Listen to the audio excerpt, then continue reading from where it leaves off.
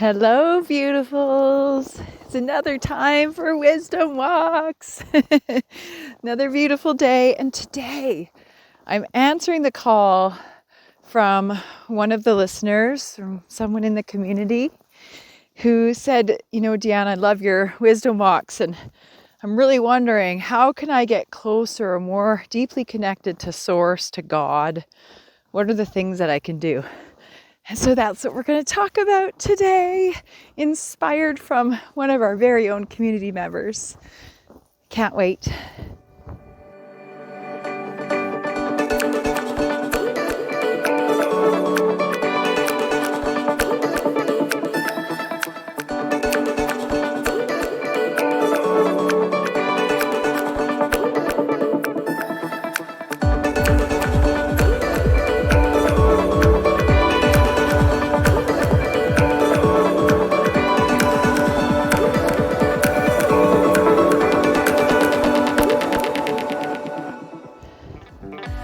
All right.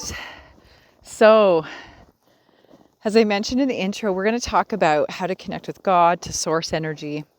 What does that look like for us? What does it require us to do? And what are some of the things that could help us to deepen that relationship? The first thing to really come to understand, of course, is that God or source energy is within you. It exists within us. We came from source, so it is fair to say that we are extension of source energy, extensions of source energy, of God energy. And if we even want to consider, the angelic energy of God consciousness and also witness that within ourselves. Sometimes our ego minds have trouble accepting that, but the closer we come to realize that source energy is within us, the more brilliant we can shine and operate in this world and continue to evolve as these spiritual beings. So that's the number one foundational principle, is recognizing God within us. And I recognize that we pray to God, we pray to maybe our spirit guides and our loved ones, and we imagine them to be outside of us. Because this, of course, is part of the conditioning and the hardwiring for us. And I'm not saying there's anything wrong with that. When I imagine my spirit team, they come around me. They don't show up inside of me. But to recognize each single one of them within an aspect of your being is an opportunity right there to deepen the connection, to see our spirit team as these beautiful mirror images of different aspects of ourselves. So that's one piece. The next piece really actually comes back to building relationship. And this is what I'm all about. Build relationship to these beautiful trees I can experience and touch and see and smell. Build relationship to your environment. Build relationship to each aspect of your beingness. In order for us to connect with Source, we must build a relationship to it. And that can look like a lot of different things. That relationship can be a conversation or start with a conversation. It can involve forgiveness. That relationship can be similar to an extrinsic relationship that you have with family or loved ones. But it is a relationship nonetheless. And it's one that you can ignore or not involve yourself with. Or it's one you can engage with. And when I begin to think about these deeper aspects of my being and how I'm building relationship to myself, it brings me such peace and comfort. The deeper my relationships are with these aspects of my being, these source energies, these God energies, the more I come to understand the bigger pictures, the more I come to deeper layers of compassion for myself and others. And so this relationship is a powerful one. Any relationship is a powerful one, of course. But I think the most brilliant relationship is that with God consciousness within us, or source consciousness within us. And I think there lies a lot of the answers that we seek oftentimes. You know, I think about when people ask me, I don't know what to do next. I don't know where to go. I'm lost. I don't know what steps to take. My answer is always go inward. Because if you go there, you know, at some point, either you're going to learn and evolve on some level, or at least you will get a glimpse of a bigger picture and have an opportunity to become better, more whole, more full as a human being, as a spiritual being. And so this opportunity to go within is one of the best ways to reach source. And this could also, I want to add to this, because prayer is a piece that, you know, I think a lot of people who are religious grew up with prayer. I know I grew up with prayer, and prayer helped me in many ways. In fact, prayer was a common helper of mine in my dreams and some of my night terrors when I was a kid. The prayers would save the day every time. And so this is another answer for you. How do we connect deeper with Source? Well, we practice prayer. And prayer can look like a conversation. Prayer can be gratitude. The prayer can look like a lot of different things, whatever resonates for you. Prayer can be a conversation. It is, again, building relationship through prayer. And so using that as a bit of a tool. And then the other aspect of deepening this offer of God and source energy in our world and how we can utilize that. The last piece of this is that we can reach deeply within ourselves, but if we do not feel safe, if we don't have a sense of belonging in the bigger aspect of the world, this relationship with self can struggle. And so sometimes we do need some additional resources and some support teams to help us in the physical world.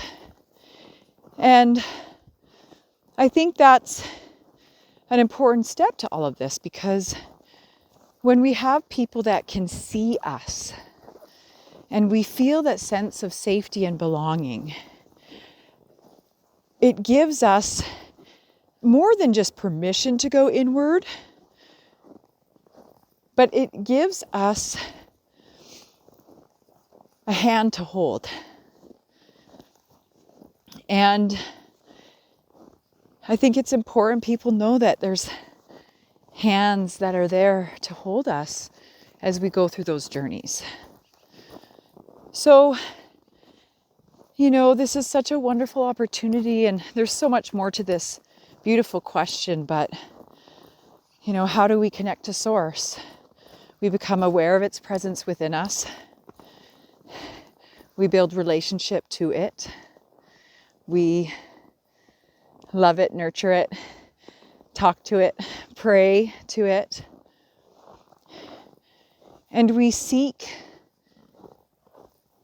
sources of energy, whether it's people or your spirit team, to safely help us navigate that journey inward, that relationship,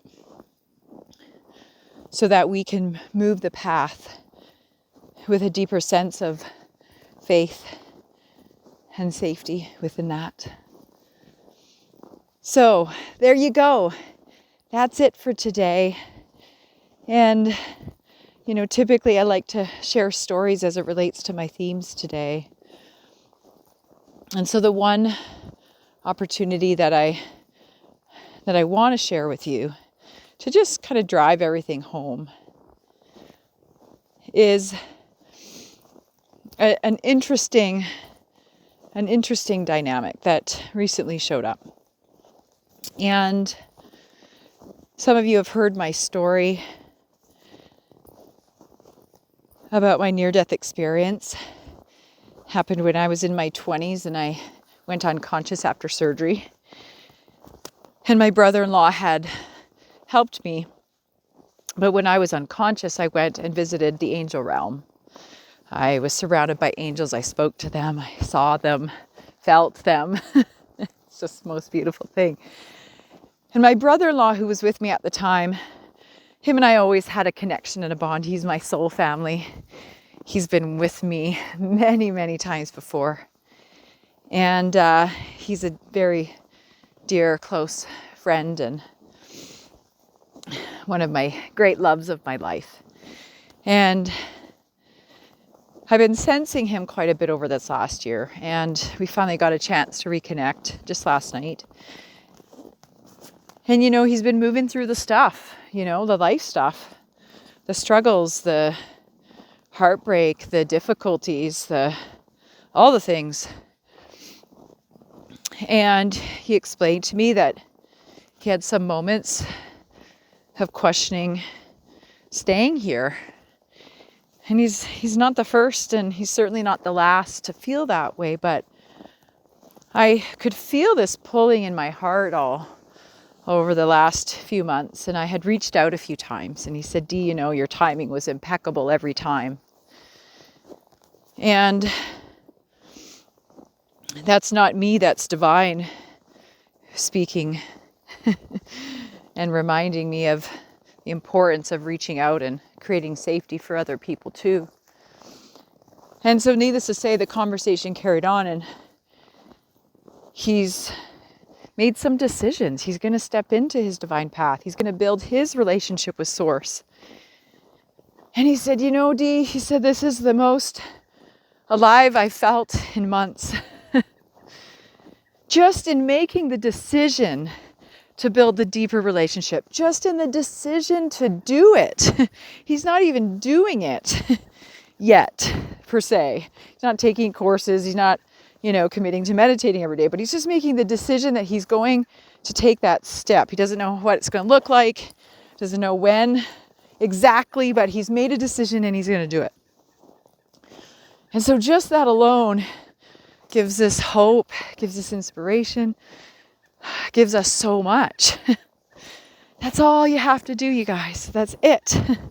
Is just to make a decision that, I'm gonna go inward. I'm gonna build this relationship with myself, with the God within me, with that aspect of Christ consciousness, whatever you want to call it. Just making the decision created this whole ripple of energy, and that's powerful, I think. And I want to add to this that journey doesn't have to look a certain way. So what I mean by that is that it doesn't have to be a course you take. It doesn't have to be a book you read. It doesn't have to be daily meditation. That path can look however you want it to. And I had another client the other day. He said, well, I should be doing more. And she was getting caught up in this not doing enough energy and feeling guilty when she was in her humanness and all the things that show up in our day to day. And I said, well, hang on a second, because living in that place of I'm not doing enough, I'm not building the relationship with myself enough, I'm not meditating every day or whatever that is, beating ourselves up for that actually robs us of the deeper opportunity in a way, doesn't it? Because then we're really knocking ourselves into a lower vibration. So the opportunity is to recognize that spirituality flows in every aspect of our being. It's always there. It's our awareness that allows it to emerge gently into this world. And so simply by that awareness, of that beautiful thread, that energetic thread, we can practice spirituality.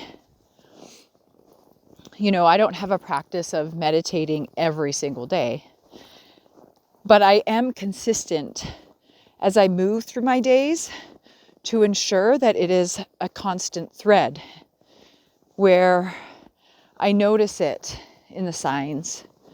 I see it in the eyes of other people. I sense it and tune into this beautiful, incredible, magical world that we live in, I allow myself to tune into that frequency as I move through my day. So it's not this box, okay, from this time to this time, I'm going to meditate. Although, do I suggest that you have a regular routine and habit forming schedule? Yes, I do. But I'm reminding you that if it's not in your capacity to have that kind of structure, or if you feel that you don't have the time, then the opportunity is to weave it into your daily practice and let it weave in and out throughout the day, taking breaths, taking notice, allowing your awareness to slowly increase. That is a practice of spirituality. So reminding you not to get too caught up in the label of what it needs to look like and then getting caught up in the feeling like you're not doing it or you're not practicing it enough.